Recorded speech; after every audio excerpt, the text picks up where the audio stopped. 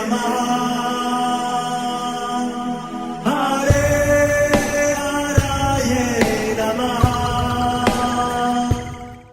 हरे कृष्णा। आज हम भगवत गीता अध्याय 12 श्लोक नंबर 13 और 14 सीखेंगे। चलिए शुरू करते हैं। अद्वेष्टा सर्वभूतानां मैत्र करुण एव च निर्ममो निरहंकार समदुःख सुख शमी संतुष्ट सततं योगी यतात्मा दृढनिश्चयः मय्य अर्पित मनो बुद्धि यो मद्भक्त स मे प्रियः।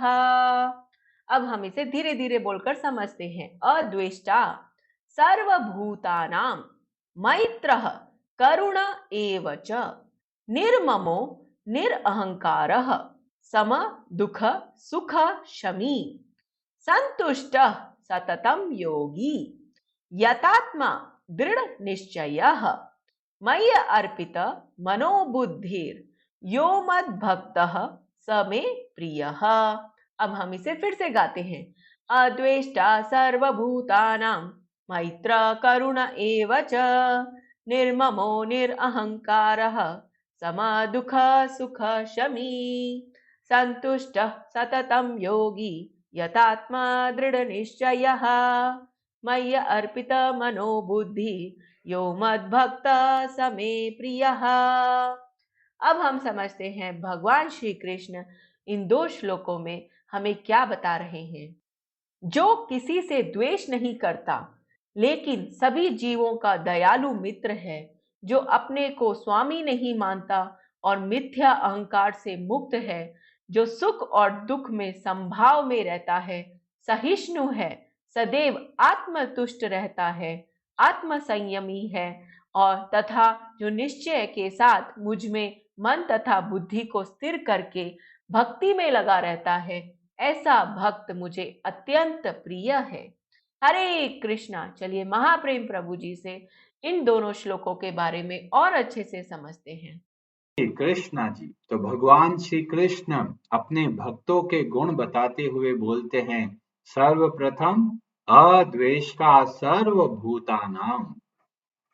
हमें किसी के भी प्रति एनवी, जेलसी, हेट्रिड मतलब ईर्ष्या, द्वेष का भाव ये नहीं रखना है, और खासकर उन लोगों के प्रति भी नहीं रखना है जो हमसे द्वेष करते हैं, जो हमसे ईर्ष्या करते हैं। उनके प्रति भी हमको द्वेष का या ईर्ष्या का भाव नहीं रखना है।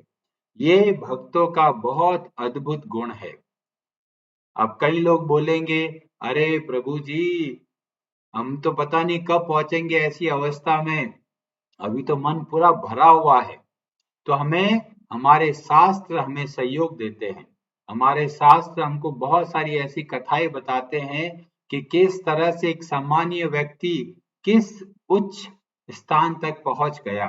और हम उदाहरण देते हैं ध्रुव का। ध्रुव छोटा सा बालक और अपमान की आग में जल रहा है। क्यों? कि उसकी सौतेली मां ने उसको कठोर शब्दों से कुछ बोला, और ध्रुव बहुत भयंकर गुस्सा है। आप सब लोगों के जीवन में कभी ना कभी ऐसा अवसर आया होगा कि किसी ने आपका अपमान किया होगा, और अपमान के बाद में कैसी भावनाएं आती है ये आप सबको बहुत अच्छे से पता है। तो ध्रुव की भी ऐसी ही हालत थी, अंदर से जल रहा है। अरे ये मेरी सौतेली मां ने मेरे को इतना बुरा बोला है। और फिर आप आगे चल के देखेंगे, भक्तों का संग जब मिलता है, जैसे उसकी खुद की मां और बाद में देव ऋषि नारद, जब भक्तों का हमारे जीवन में आते हैं, तब हमारे अंदर ये सारी भावनाएं, जो जलने वाली भावनाएं है, वो खत्म होने लगती है।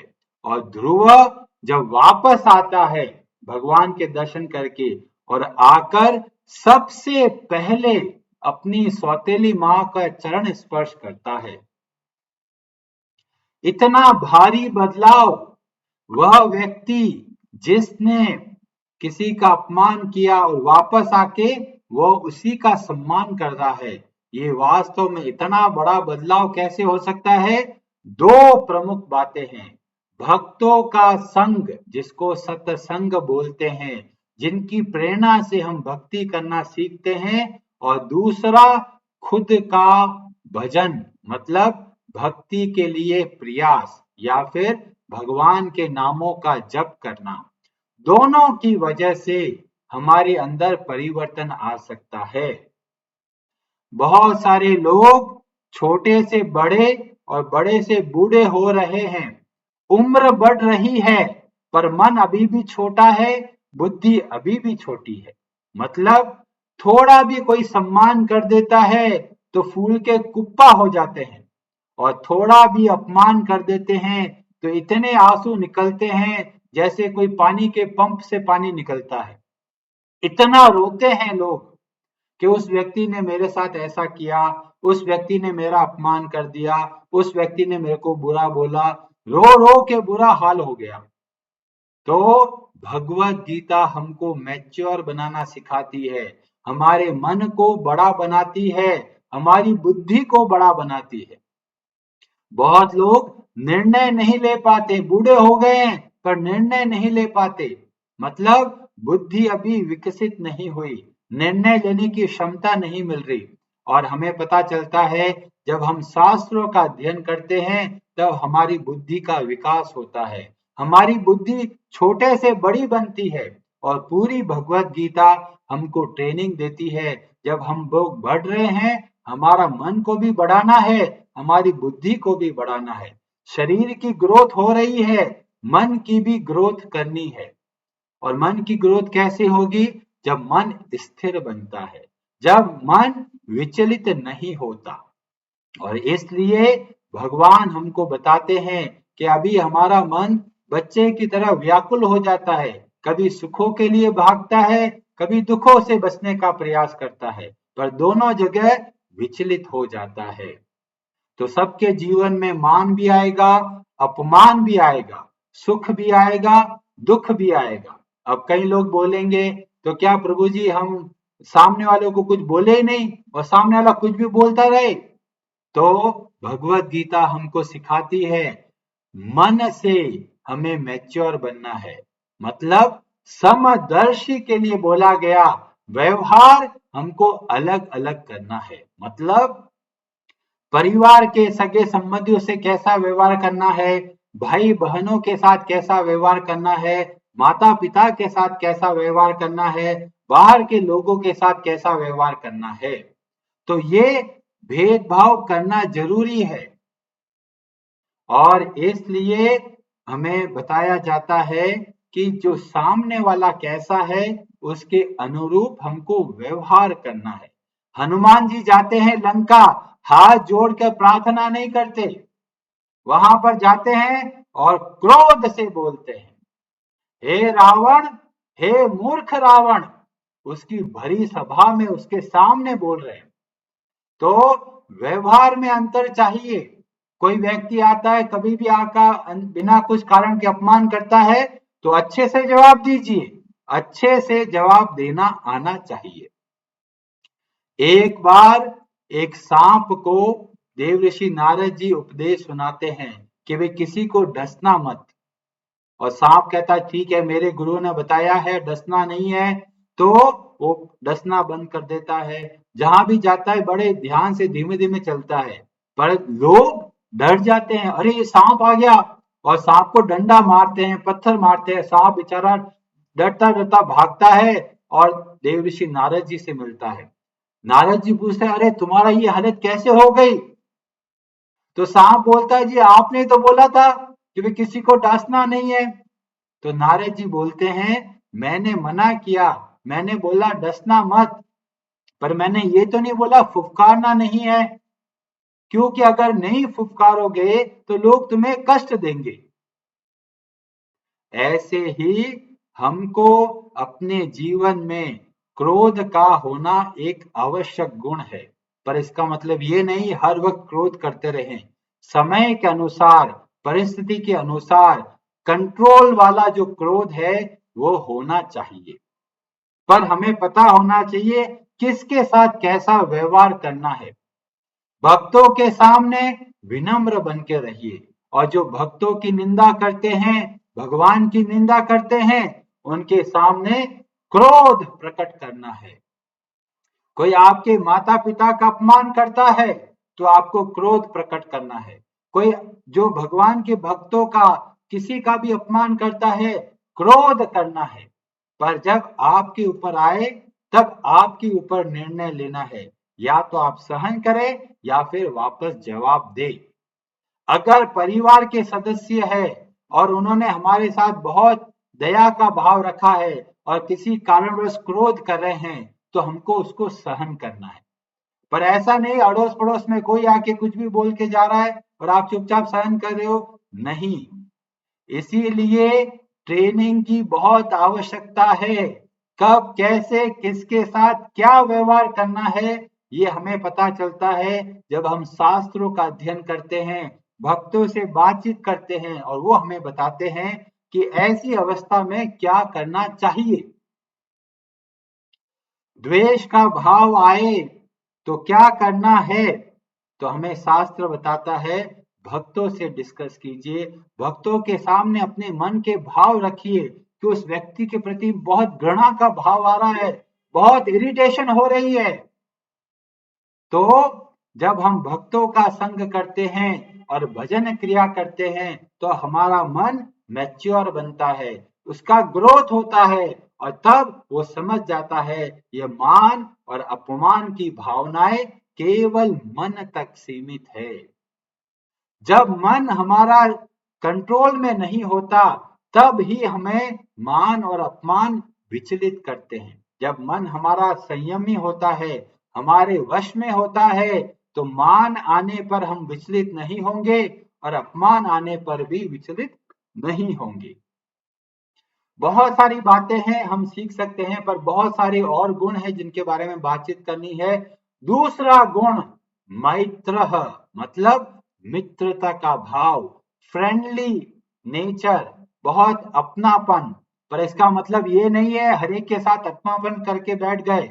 उचित व्यवहार करना है। हमारी समान उम्र के लोग हैं, उनसे आप मित्रता रखिए। जो आपसे बड़े हैं उनका सम्मान कीजिए, जो आपसे छोटे हैं उनके प्रति करुणा का, दया का भाव रखें।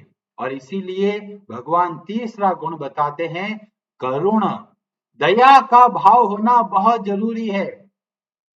अब कई लोग सोचते हैं कि दया का मतलब हुआ खाना खिला दिया, कपड़े दे दिए, क्या ये वास्तविक दया है? नहीं। एक व्यक्ति पानी में गिर गया और डूब रहा है, सामने कोई खड़ा होता है, वो फटाफट तैरता हुआ जाता है और उसके कपड़े खींच के लेके आता है और देखता है हाथ में केवल कपड़े आ गया, तो क्या उस व्यक्ति को बचा पाया? नहीं। केवल कपड़ों से बचाने से उस व्यक्ति का उद्धार नहीं होता। ऐसे ही शरीर की सेवा करने से वह व्यक्ति संसार के सुख और दुखों से बाहर नहीं निकल सकता। वास्तव में दया का भाव क्या है? जब किसी व्यक्ति को भगवान से जोड़ते हैं, ये सबसे बड़ी दया है। खाना तो एक बार खाया, अगले दिन सुबह पेट साफ, खत्म। पर जो आपने किसी व्यक्ति को भगवान की भक्ति करना सिखाया, तो जन्म जन्मांतर के बंधन से वो मुक्त हो सकता है। तो सबसे बड़ी दया कैसे कर सकते हैं? लोगों को भगवान की भक्ति सिखाकर, भगवत गीता का ज्ञान सिखाकर, भगवान के बारे में बताकर। ये वास्तव में मतलब होता है करुणा का। जानवरों की कैसे दया कर सकते हैं उनके प्रति? जब आप भगवान के नामों का जब बोल बोल के करते हैं, तब बहुत सारे जो प्राणी है, जो कि जैसे पशु है, पक्षी है, पेड़ पौधे हैं, उन सब का कल्याण होता है। तो आप उन सब के प्रति करुणा का भाव कैसे रख सकते हैं? मुंह से बोल बोल कर भगवान के नामों का जप करना, ये वास्तव में बहुत बड़ा करुणा का भाव है, दया का भाव है, और हम सबके अंदर ये होना चाहिए। कई लोग ऐसे होते हैं भक्तों के अंदर ही दोष देखते रहते हैं, अरे वो प्रभु जी अच्छे से नहीं बताते जी, उनकी कथा में कुछ समझ में नहीं आता जी। ऐसे ऐसे लोग हैं जो भगवान के अंदर भी दोष देखते हैं, पर हमको ऐसा नहीं करना है। हमें भक्तों के अंदर जो भी सद्गुण है उनको देखना है, दया का भाव रखते हैं। कई लोग कहते हैं अरे ये इस्कॉन वाले क्या करते हैं, जगह जगह पे रोड पर खड़े होकर भगवत गीता बेचते हैं, उनकी कोई काम नहीं है क्या? पर वास्तव में वो बहुत बड़ा भलाई का काम करते हैं, परोपकार का काम करते हैं, लोगों को भगवान से जोड़ने का प्रयास करते हैं। पर लोग समझ नहीं पाते, वो सोचते पता नहीं ये इस्कॉन वाले क्या करते रहते हैं, हर वक्त गीता जी का बोलते रहते हैं। पर ये वास्तव में सबसे बड़ी दया का भाव है, जब हम अन्य लोगों को भगवान की भक्ति के बारे में बताते हैं, उनको प्रेरणा देते हैं। और जब आप देखेंगे कि कोई व्यक्ति जिसको आपने ट्रेनिंग दी कितने अच्छे से भक्ति करता है, आपके मन में कितनी प्रसन्नता होगी कि कम से कम एक व्यक्ति को मैंने भगवान की भक्ति के बारे में बताया। तो आप ये श्लोक को याद कर लीजिए, ये श्लोक आपको बहुत प्रेरणा देगा। ये हर एक गुण हमारे लिए बहुत आवश्यक है, और इस श्लोक को हम लोग और चर्चा करेंगे कल। हरे कृष्णा जी। हरे हरे नमः।